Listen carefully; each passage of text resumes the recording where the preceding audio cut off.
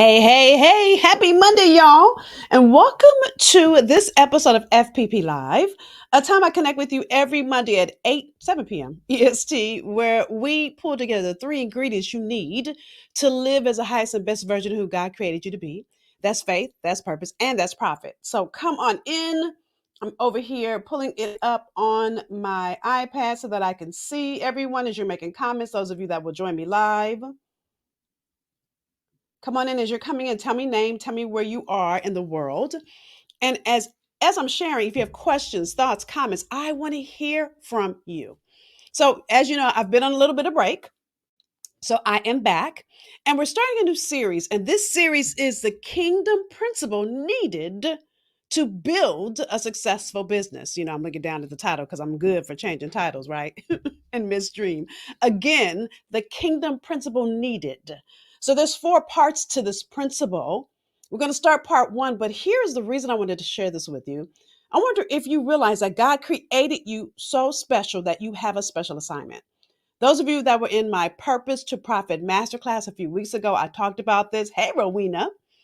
And so I really want you to understand that you building a business is bigger than you. It's bigger than all the money you want to make. Oh, you're going to make money too because God wants you to profit. The word profit means gain, those of you that have been in my community. So I want you to fully understand that there is something so special that when you don't do the thing that God created you to do, you're holding up somebody's answer. And so as we dig into this series, I need you to get that at its root, that you have a gift inside of you that is needed and necessary. But the question is, will you do the work of the four steps I'm going to walk you through over the next 4 weeks? I might take a week off for 4th of July. So, bear with me, those of you that join me live every week. Okay. So as I'm sharing, again, if you have questions, and anytime you see me looking over here, that means I'm looking at my iPad so I can see people's names. Okay. So with that, here's the principle. And you've heard this before. So hang with me because I'm going to break it down in a way that God dropped it in my spirit in a new and different way. Okay. So the principle is seed time and harvest. Here's our foundational Bible verse, Genesis 8:22. While the earth remains, seed time and harvest, cold and heat, winter and summer, day and night shall not cease. Now, matter of fact, this is God talking to Noah. After the whole ark incident, y'all know that story, God is pretty much telling Noah that this is the process that the world goes through. If you think about it, even God went through a process to create the world. If you read Genesis, the first chapter, God could have said, the world is here. Everything is here, but he didn't. He took his time step by step by step. And what's interesting when I meet people that are starting businesses, they think that it's going to be overnight. And let me tell you right now, you will not have a successful business overnight. You might have some success overnight, but I need you to have long term sustainable success. The other thing that I hear so many people ask me is the people that promise you 20K in 20 days or 30K in 30 days or whatever their promise is. I'm not saying you won't make 30K in 30 days. I'm not concerned about the first 30 or the first 20. I'm concerned about the next 20, the next 20, the next 20. I'm talking about long term sustainable success. As I always say, those of you that have been here for a while, I'm not a booty call kind of girl. I'm not a one night stand kind of girl. I'm not.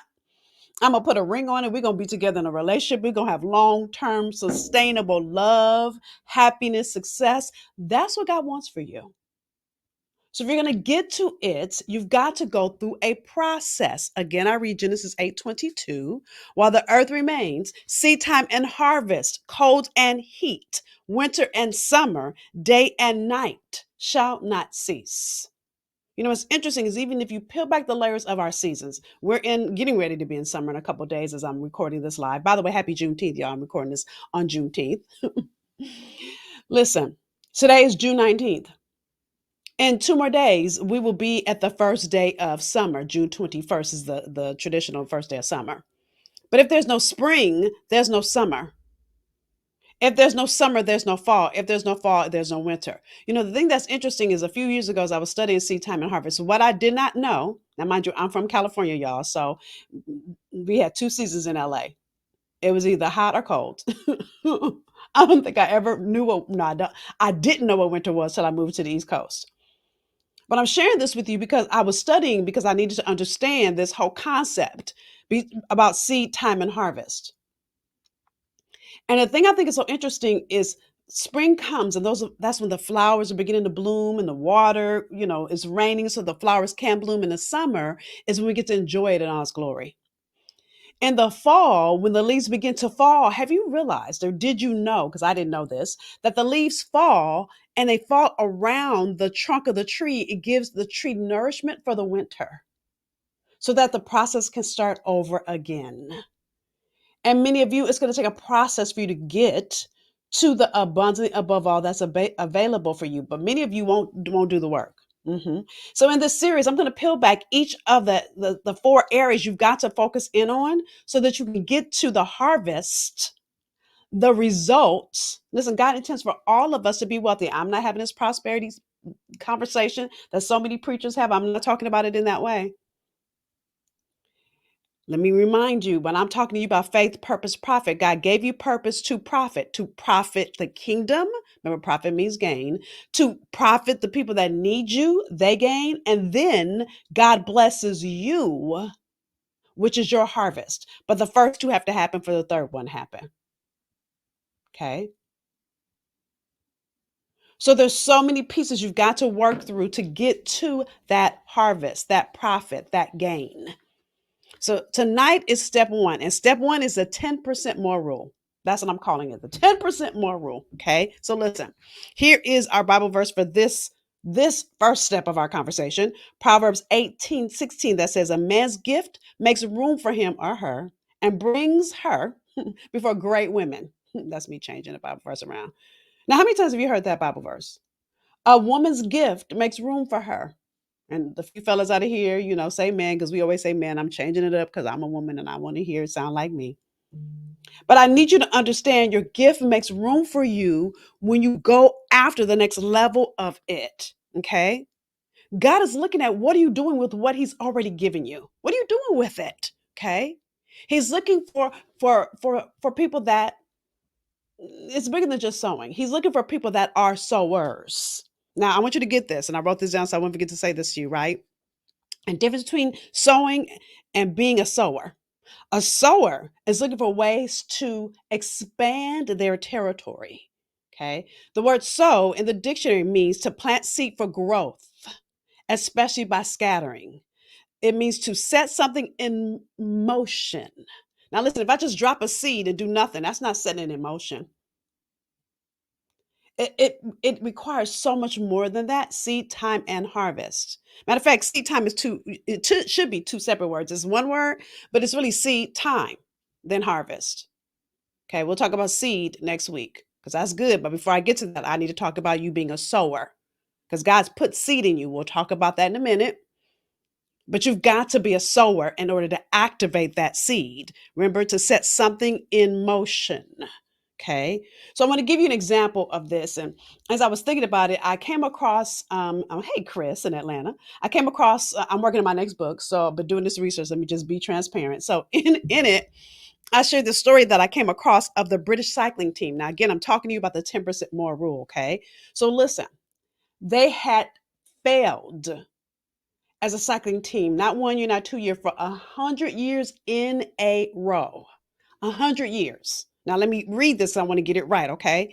Since 1908, the British riders won just one gold medal at the Olympic Games. One in 100 years. One. Okay. So they didn't even win. Listen, they're in the UK. They hadn't even won the Tour de France. Come on, somebody. They hadn't won that in 110 years or even placed in the race. Okay. So in 2003, what they did was they hired a new performance director and he implemented a strategy that he referred to as the aggregation of marginal gains. I call it the 10% more rule. Okay. And really, he's saying he was looking for tiny marginal growth. How can we just a little by little by little increase? Okay. So what he did was he made small adjustments. Okay. So listen, it didn't stop there though. He began to find improvements and really he looked in all the overlooked places. Now, those of you that have been around me, I talk about this all the time about you having blind spots. This is why I failed in my business for 17 years rather, because I kept overlooking parts of my genius. And because for year after year after year after year, the cycling team obviously had been overlooking parts that they needed to expand, increase. And because he did that work after 5 years, again, listen, it wasn't overnight, y'all. It's a process. Seed, time, harvest. After 5 years at the 2008 Olympic Games, and this was in Beijing, if you guys remember, they won an astounding 60% of the gold medals. They went from 0 to 60%. Then, 4 years later, at the next Olympic Games in London in 2012, they won 9 Olympic records and 7 world records. And even Bradley Wiggins, one of their cyclists, went on to win the Tour de France. Okay. And again, this is because they implemented 10% more. The next year, his teammate, Chris, won the race, and he would go on to win again in 2015, 2016, 2017, giving the British team 5 Tour de France victories. So I'm not telling you all of that. They went from horribly winning 1 medal in 100 years. You just heard all the medals I said they won. And all he did was increase their gift by 10%. So I wonder what would happen if you were willing to do the work to grow past where you are. Another great example of this is Kobe Bryant. What many people don't realize, when Kobe got drafted in the NBA, do you know his first game? He was so horrible, horrible. He was, people were taking the ball from him. He wasn't making any scores. So much so, I'm sure people were saying to him, matter of fact, the studying I was doing, it said people were saying to him, maybe you need to go back and play college ball because he went straight from high school to the NBA. What Kobe did was he implemented a 10% more rule where he worked his game. Who Kobe Bryant became was because he was always willing to grow his gift 10% more. I wonder what would happen when you stop sitting in good enough, when you stop settling for yesterday's success, when you stop relying on your bio, your resume, your title, all the things you've already done, and you were willing to go after the version of you that includes you pushing yourself 10% more. This is why Venus and Serena were phenomenal, or Serena. This is why Tiger Woods, when he was doing good, was phenomenal. It was at 10% more principle. This is why Beyonce outdoes everybody else because she's always pushing herself. She's not in competition with anybody else. 10% more. So I really want you to understand this. And this is even what I believe the prayer of Jabez is about. Now I'm going to read the prayer of Jabez, those of you that have never, well, I'm sure most of you have heard it. First Chronicles 4:10. What's interesting is the prayer of Jabez is a powerful prayer we talk about a lot, but it's only 2 whole verses in the entire Bible that talk about Jabez. Okay. First Chronicles 4:10. Jabez says to God, "Oh, that you would bless me indeed and enlarge my territory. That your hand would be with me, that you would keep me from evil, that I may not cause pain." See, Jabez wasn't doing it. It wasn't about him. It wasn't. And so when I look at that performance director, now I haven't met this performance director, and his name was, where is it? His name was Dave Brailsworth. I've never met Dave, had never heard of him before I started doing this study. And studying why some people outperform others, it's this 10% more rule. And when you're starting your business, what I know is what God is usually doing, especially those of you that had this vision or you know in your spirit and your soul you're meant to do this thing, that's God rumbling you up, calling your 10% more forth. But you've got to be willing to do 3 things. You ready? The first one is commit to the process. Had the cycling team given up, it took them 5 years. But after 5 years, you heard all the medals they won, all the races they won, all the 60% of all the races they won the first year, and they went on to do better and better and better. It took them 5 years to get there, though. And many of you, the reason your business isn't growing or hasn't gotten off to a great start is because you start and stop. Or you get all the free programs, but you're not investing in any part of it. I need you to understand that God is looking at what you do with what you have. See, there's a difference between being interested in something and committed to it. Okay, so I said commit to the process. Okay, so again, seed time and harvest is a process. I'm gonna dig in it deeper each week, but I need you to get this as we start out in this conversation. Trying to see if anybody has questions. That's right, Jasmine Disruptive Thinking. I got to buy that book. I haven't got it yet. Right. So listen, I need you to get this.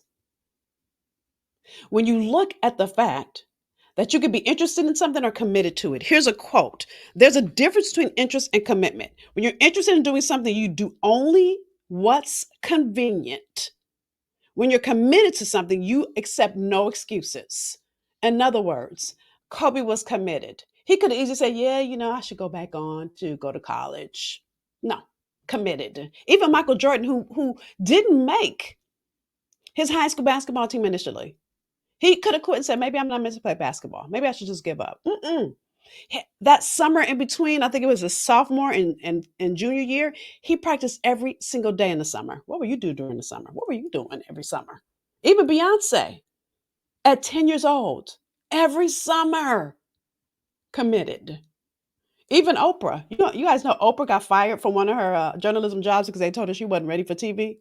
I wonder where that producer is right now. That could have easily made Oprah quit, but she was committed to her craft. So you've got to be committed to your purpose. God's committed to it.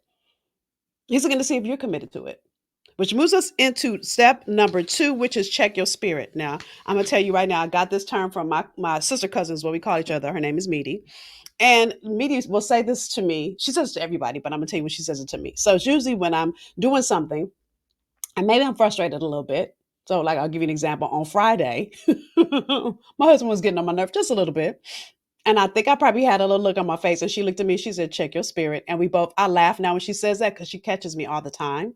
But I want you to realize that it's the spirit by which you do something, not out of obligation, not because, oh, I'm going to do this so I can make money. No, what if you do the thing that you know you're meant to do and it's an act of worship to God? Have you thought about that? If profit means gain and what you do is gaining for the kingdom, that's an act of worship to God. Right? See, God responds to your act of giving. So 2 Corinthians 9:6-7 says, but this I say, he who sows sparingly will also reap sparingly, and he who sows bountifully will also reap bountifully. So let each one give as he purposes in his heart, not grudgingly or of necessity, for God loves a cheerful giver. Now, how many times have you heard that? And every time I've heard that, I think it's only about tithing. And by the way, this 10% more rule is about you tithing your gift, your purpose, the thing you're really, really good at. Sometimes that 10% more is letting go of your current career so you can go after the next level of your gifting. Mhm. So listen, it's not just about well, let me say it like this. It's the attitude by which you're doing what you do. Okay. So let me read what it says here in my favorite Tony Evans Bible commentary. Y'all know that if you're with me, I always look up stuff in here. So here's what it says under 2 Corinthians 9:6-7. We are to be cheerful in our giving because of an understanding that our capacity to give is determined by God and not by ourselves. Our capacity to give. See, God never puts a dream in your spirit that you can't do. I love the conversation that Jeremiah is having with God, and go and read it in Jeremiah, the first chapter. I believe it starts around verse 5, where Jeremiah starts telling God all the things he's not. Even Moses has a nerve to tell God, but I stutter. It's like God is like, I already knew who you were when I called you. Right? So listen, when you know that God is your source, you can be cheerful in giving since you understand there will be possibility of giving if he hadn't given it to you first. Which moves us into number 3, commit to your why. Okay? John 3:16, first Bible verse I learned, for God so loved the world that he gave his only begotten son. God gave first. See, God's not asking us to do anything that he's not willing to do. The advice that many mothers give, or many mentors give, or many teachers give, don't ask your children to do anything aren't willing to do, or your team, great managers. See, God gave first. Now God is looking to see how you will give. And that's not just about money. I'm sure he wants you to give back that too. But how are you going to give God your gift back to him as an act of worship? Are we going to dig into this so much deeper, right? But ultimately, I want you to understand this. Love focuses on giving and filling a need. See, God loved us enough that he gave that we might benefit. Many of you you need to check your spirit because your motives are wrong around starting your business. If you look at the fact, and this is why I'm so passionate about what I teach, and I know I'm so passionate because God was trying to teach me this right here. Because I know the people that need you. I know there are a group of people that are praying, and you are their answer. And many of you are held up because you can't see how, because you're all committed to your things instead of being committed to the profit, the gain that will come from all the people that need you. Mhm. Think about what love is. I'm going to read a portion of this, but First Corinthians, the 13th chapter, is really kind of a definition of what love is. So listen. I'm starting at verse 3. So this is chapter 13, verse 3 through 8. Okay, is all I'm going to read. It's only a little piece of 8. But anyway, love suffers long and is kind. Love does not envy. Love does not parade itself. It's not puffed up. Does not behave rudely. Does not seek its own. Is not provoked. Thinks no evil. Does not rejoice in iniquity, but rejoices in the truth. Love bears all things, believes all things, hopes all things, endures all things. Love never fails. What if we took the word love out and said your name and we said your purpose, right? So, what if I said Jasmine's purpose suffers long and is kind?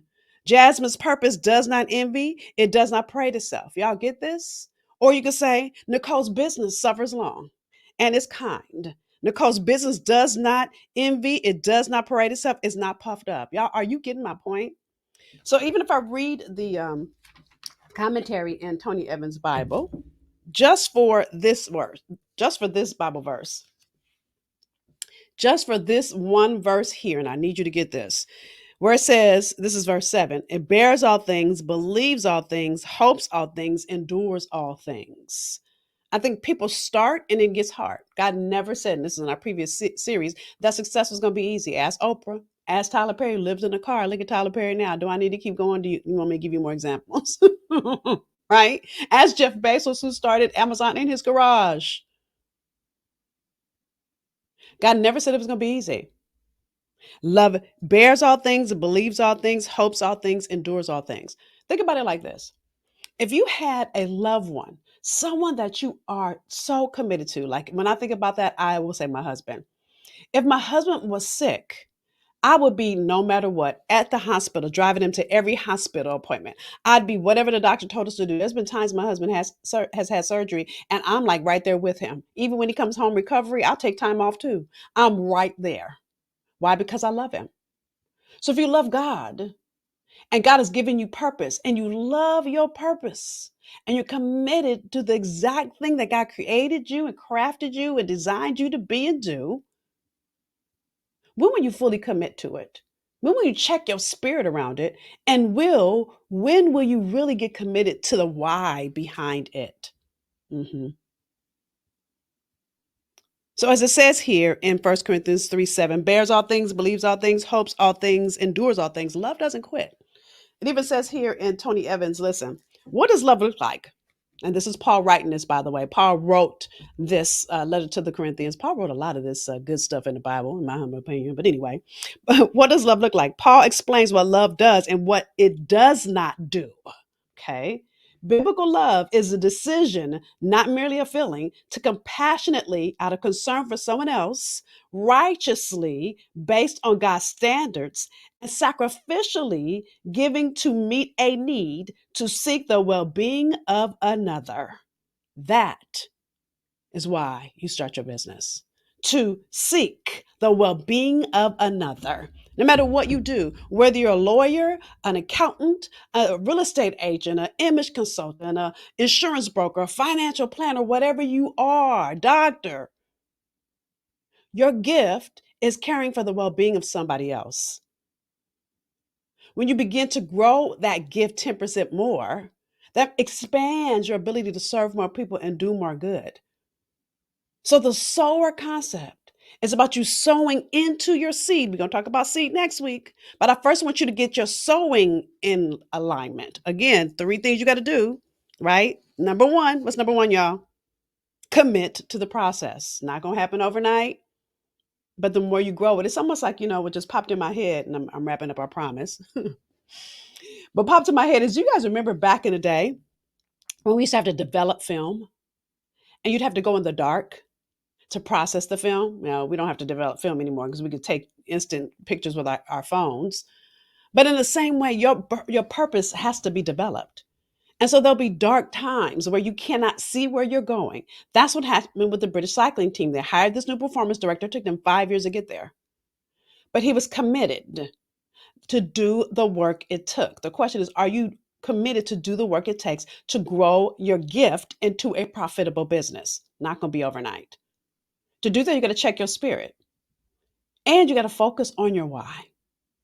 If you're doing the thing you do as an act of service, an act of worship, an act of giving back to God who loved you first, then move your ego, move your frustration, move all the things out of your way that will make you run.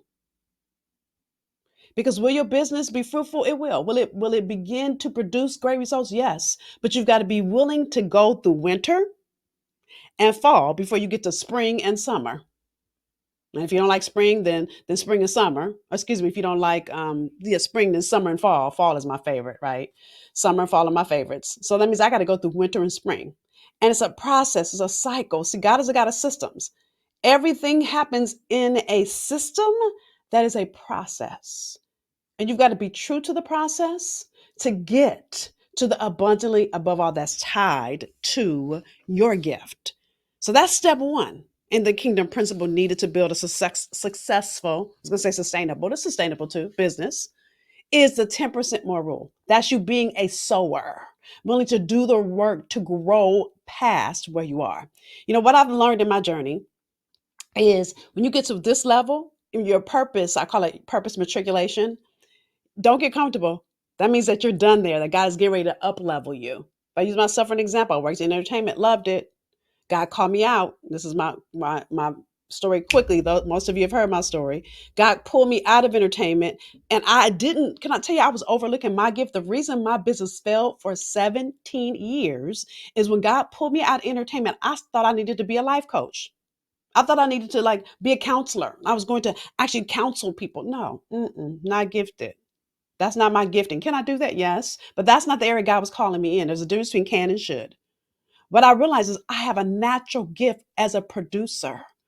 I can see all the gifts in you. I was talking to somebody earlier. I can see all the money you can make by your gift. It just comes in my mind automatically. That's how I'm wired. I can see the role you should be in, casting, and all the ways you can serve people, which is producing naturally. So I thought I was only going to work with teenage girls when I started that. Then God had successful women. Do you know now I'm beginning a corporate division and I'm working on some other things in my business because what God is doing is up leveling my gift to 10% more. So my question to you is, what do you need to do now to go after your 10% more? Listen, I hired a corporate coach because I've never worked in corporate. I worked in entertainment and then I went to school for social work and now I'm in entrepreneurship. Ain't no corporate and nowhere in there, but corporations are calling me. If I'm going to get clear on the arena or how to use my gift in a new and different way, every coach needs a coach. So who's coaching you? Whether that's me or someone, you need to listen, praying about it and praying about it and praying about it is not going to work. If that was the case, then there'd be no seed time and harvest. You got to pray about it and do the work to be about it. As it says in the Bible, faith without works is dead. So your seed time and harvest is all about you putting in the work. But it starts with this first principle of looking at where you need to increase 10% more. Is it one, you committing to the process? Is it two, checking your spirit around what you're doing? Or committing to your why, to your purpose, to the reason God created you and put you on this earth? So that's our conversation this week. We'll dig further. Oh, I have so much more to give you. We'll dig further next week into our second step. All right. So, with that, as I ask you at the end of, yes, Jasmine, to my clients, and by the way, she calls me Dr. Auntie Nicole. Let me tell you why. Because when I'm blessed to be your coach, your business is your baby, but I become auntie. And I say that to just about everybody. And she calls me Auntie Nicole because of that. Because I am committed to your business as much as you are. Why? Because there are people that need you. Because God put you on this earth for a reason. And if I'm blessed to hold the space for you to grow it, oh, it's on in a good way. So with that said, y'all, we'll continue deeper next week. Do me a favor. I always want to know the value you got. So whether you're watching it live, you're watching my replay on YouTube, share below the value you got out of this conversation. If you have questions, please post them because you never know when your question might be either a next topic in our next episode or I'll answer it at the beginning of our next episode. All right. So until I see you next week, have a phenomenal rest of your week. Bye, y'all.